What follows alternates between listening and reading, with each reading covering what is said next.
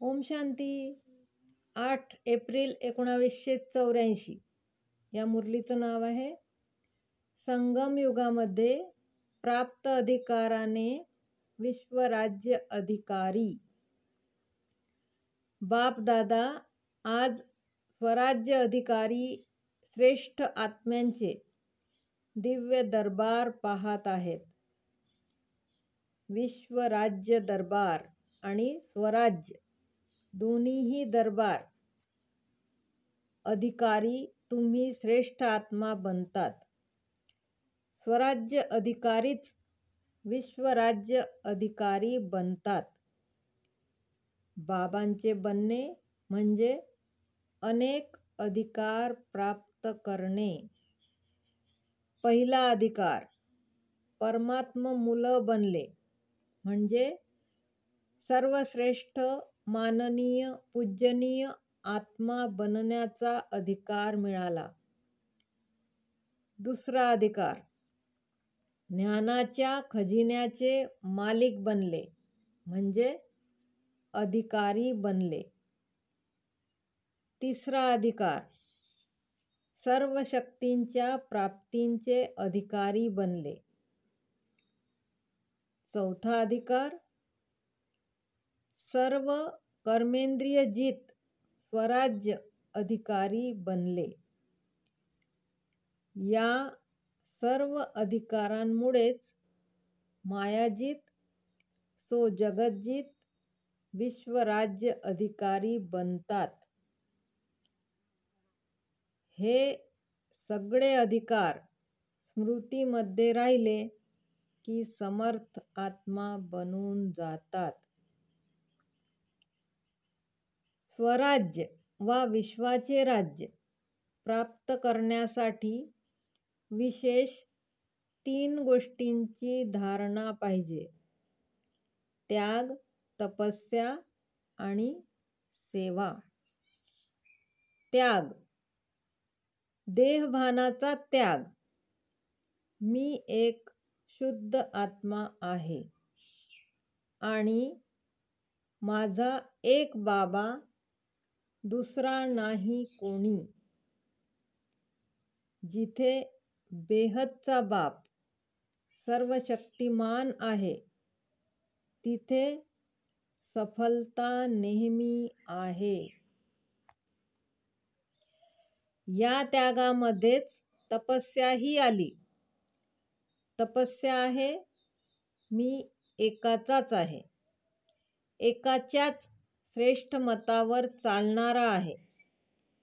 यानेच एकरस स्थिती बनते. नेहमी एक परमात्म स्मृती हीच तपस्या आहे. कमळाच्या फुलाप्रमाणे स्थिती हे तपस्येचे आसन आहे. मीपणा समाप्त झाला. एकाच्याच लगनमध्ये मगन तपस्वी बनले. मग सेवेशिवाय राहू शकत नाही. त्यागी तपस्वी सेवाधारी नेहमी सफलता स्वरूप आहेत. आजचे जग मरणाच्या भीतीने भरलेले आहे. तमोगुणी प्रकृतीचे काम आहे हलचल करणे आणि तुम्हा अचल आत्म्यांचे कार्य आहे प्रकृतीलाही परिवर्तन करणे. नवीन काहीच नाही हे तर होणारच आहे. हलचलमध्येच तर अचल बनाल. हाही दरबारच आहे. राजयोगी म्हणजे स्वचे राजे, ते आहेत राजनेता आणि तुम्ही आहात स्वराज्य नेता. नेता म्हणजे नीतीप्रमाणे चालणारे. योग्य श्रेष्ठ नीती म्हणजे श्रीमत. बाप दादा देशातील नेत्यांना मुबारक देतात. आपलं राज्य अमर राहिलं पाहिजे. आपला भारत श्रेष्ठ राहिला पाहिजे. ही देशासाठी लगन आहे. ही लगन असल्यामुळे मेहनतही होते. आता राज्यसत्ता आणि धर्मसत्ता दोन्ही सोबत राहतील. तेव्हा विश्वामध्ये भारताची जय जयकार होईल. भारतच लाईट हाऊस असेल. भारताकडेच सगळ्यांची नजर असेल. भारतालाच विश्व प्रेरणापुंज मानेल. भारत अविनाशी खंड आहे. अविनाशी बापाची अवतरण भूमी आहे. म्हणून भारताचे महत्त्व नेहमी महान आहे. निमित्त भाव, शुभभावना, शुभकामना जागृत करतो. जर निमित्त समजले तर करावणहार बापाला समजू शकता. ट्रस्टीच्या बदले राज्याच्या प्रवृत्तीचे गृहस्थी बनले. गृहस्थीमध्ये ओझं असते आणि ट्रस्टीपणमध्ये हलकेपण असते. ट्रस्टी आहे हलके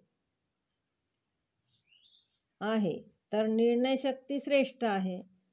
म्हणून नेहमी ट्रस्टी आहे, निमित्त आहे या भावनेचे फळ मिळते.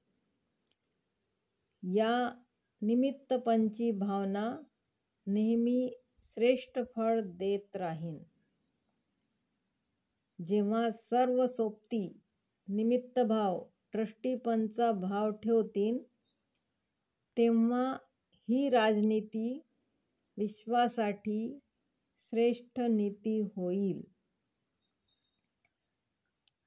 पूर्ण विश्व या भारताच्या राजनीतीचे अनुकरण करेल.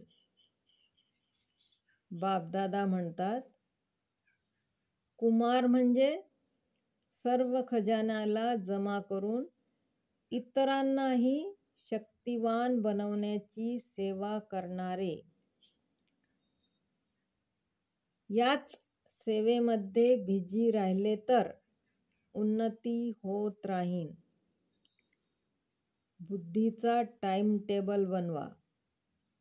बुद्धीने बिझी राहण्याची योजना आखा. आजकालच्या वेळेप्रमाणे कुमार जीवनात श्रेष्ठ बनणे खूप मोठे भाग्य आहे. मी श्रेष्ठ भाग्यवान आत्मा आहे. नेहमी हाच विचार करा. याद आणि सेवेचा बॅलन्स ठेवा.